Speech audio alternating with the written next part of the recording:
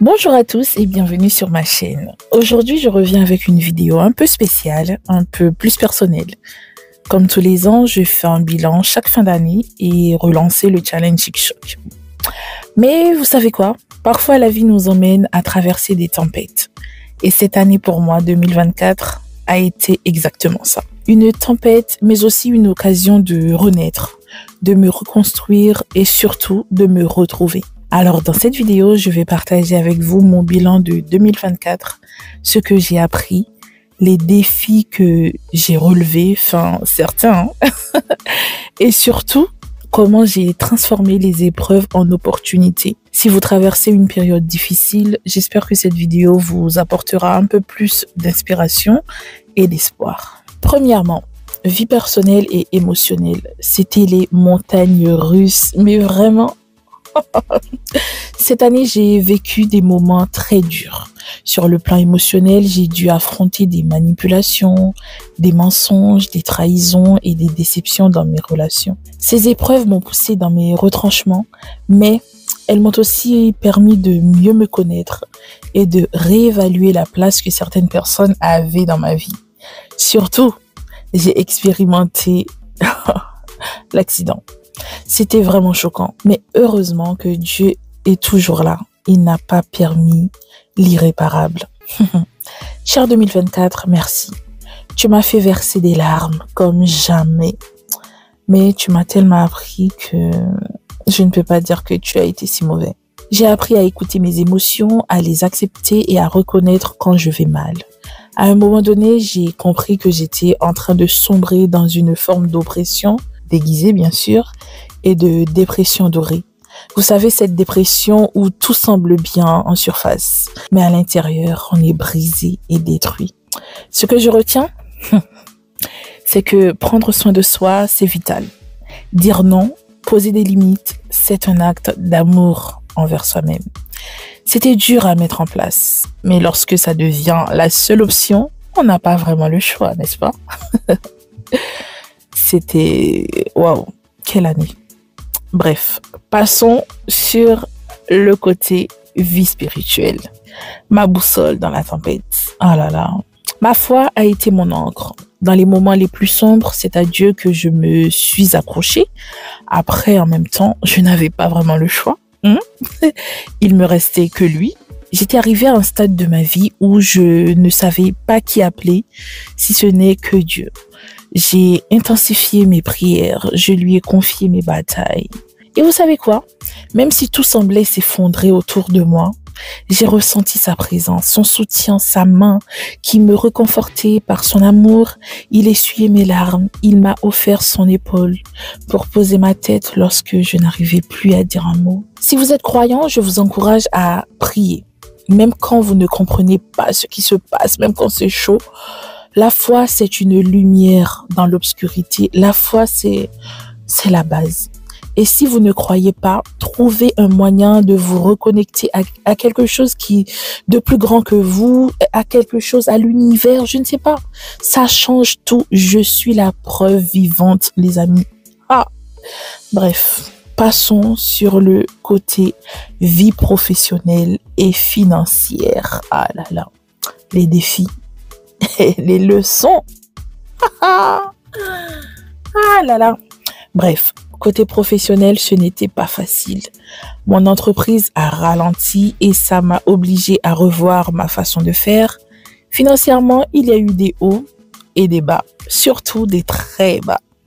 Mais j'ai compris une chose essentielle. L'argent, c'est une énergie, comme on dit, et on doit apprendre à le gérer avec intention et c'est réel, les amis. J'ai commencé à travailler sur des nouvelles stratégies, à revoir mes priorités, même brisées.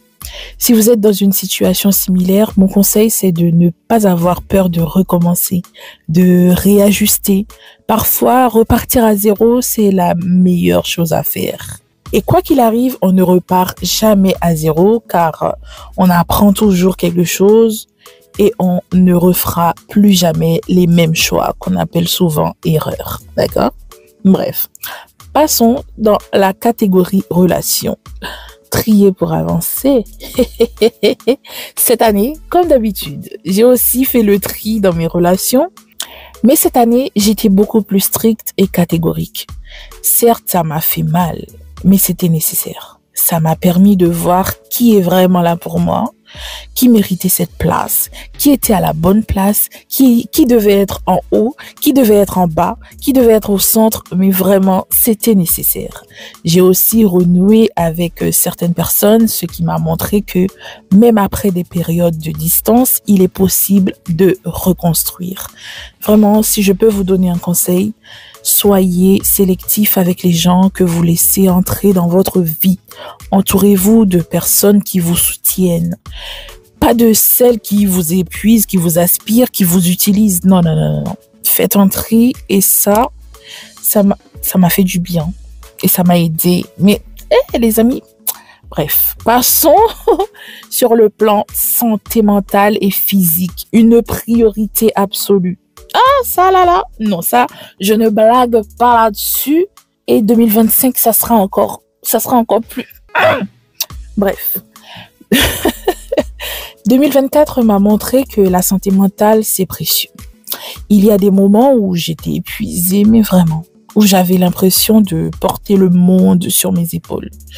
Mais ce que j'ai appris, c'est que se reposer, dire stop, c'est essentiel. J'ai aussi compris que la fatigue mentale et physique ne disparaît pas si on ne fait rien pour changer les choses. Alors, je me suis autorisée à prendre soin de moi, à profiter, à me faire plaisir. Si vous êtes dans une phase difficile, commencez par des petites choses. Une marche, un bon repas, un moment de silence, un petit séjour chic et apaisant. Une journée spa où on te traite, ou une journée très chic, on te traite vraiment comme une princesse, où on te... Croyez-moi, chaque geste compte. Ah là là. Bref. Passons sur les conseils pour 2025, ok? Construisons ensemble une nouvelle année, une année de fer, une année de reconstruction, une année gagnante, une année de victoire, une année... Bref, premièrement, la foi, c'est ma force et je vais continuer à bâtir ma vie sur des bases spirituelles solides, mais très solides. Deuxièmement, la santé, que ce soit mentalement, physiquement ou émotionnellement, je vais continuer à me prioriser, à me choisir. Voilà, c'est ça le mot, à me choisir. À chaque fois, je me fais passer au second ou même au dernier plan. J'étais jamais ma priorité. Là, cette année, ça doit être le cas, d'accord? Troisièmement, les relations.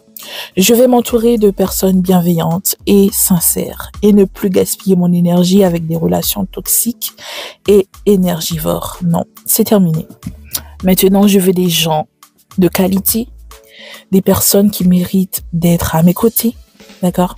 Donc, j'ai fait un tri et ça restera vraiment très, très, très dur de rester ou de rentrer dans mon cercle. Là, je ne blague plus. Ok? Vous aussi réfléchissez à ce que vous voulez pour l'année à venir. Faites le tri, faites le point sur ce que vous voulez, sur ce qui vous sert et tout ce qui vous freine en fait. Et surtout, croyez en vous les amis. C'est très important. Parce que moi, à un moment donné, j'avais une perte d'identité. Des fois, lorsque je me regardais dans la glace, je ne savais plus qui était cette personne qui me regardait. Et c'était très dur. Mais heureusement que ça n'a pas duré longtemps. Car lorsque tu pries, c'est un moment où tu vides ta tête, où tu parles, où tu dis tout ce qui se passe dans ta tête, tout ce qu'il y a sur ton cœur. À un moment donné, je sentais mon cœur qui voulait sortir, tellement que j'avais mal. Les amis, la tristesse, la souffrance peut tuer quelqu'un. Bref, passons à la conclusion parce que sinon, ça va être... Voilà, c'était mon bilan de 2024. Une année de défis, mais aussi une année de transformation. Elle a été une année qui m'a mise à l'épreuve de bien de façon. Chaque défi, chaque douleur, chaque bataille m'a poussé à me regarder en face, à déconstruire ce qui me pesait pour mieux reconstruire. C'était une année de larmes. Oh là là, j'ai beaucoup pleuré. Mais aussi une année de croissance. Une année où j'ai appris à puiser dans ma résilience. Si cette année m'a brisé par moments, elle m'a aussi façonné, me rappelant que même au cœur du chaos, une transformation profonde peut naître. Ce que je retiens, c'est que je suis encore là, plus forte, plus vraie, prête à écrire un nouveau chapitre. Si cette vidéo vous a plu, vous a parlé, laissez un commentaire, partagez vos propres expériences et n'oubliez pas de vous abonner pour qu'on continue cette aventure ensemble et partagez à vos proches. Merci de m'avoir écouté et surtout rappelez-vous que peu importe les tempêtes, vous êtes plus fort, plus forte que vous ne le pensez. À très bientôt, c'était Jim's Créature. Valorise ta nature. Bisous, bye bye.